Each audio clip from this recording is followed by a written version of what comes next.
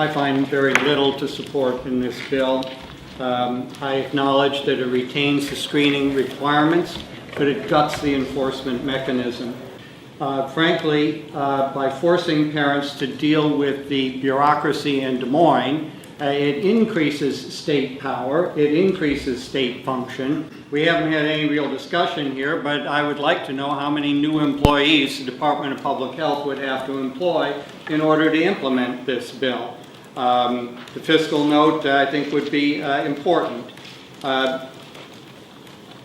only is it more effective and easier for parents to interact with their local school rather than the bureaucracies in Des Moines, but those local schools need that information in order to deliver effective education. They need to know which kids are nearsighted or may have a hearing problem or may have behavioral problems because of lead poisoning or whatever, so that they can make appropriate adjustments to the education that's delivered in the classroom. Some kids may need to sit up front. Some kids may need to be referred for medical treatment, etc.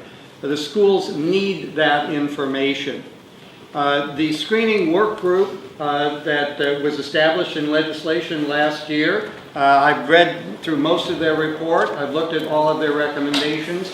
None of those recommendations are reflected in this bill. All of those recommendations indicate other things that can be done more effectively at the state level and disseminated to local school districts. And I support those recommendations in that report. That is not reflected at all in this legislation.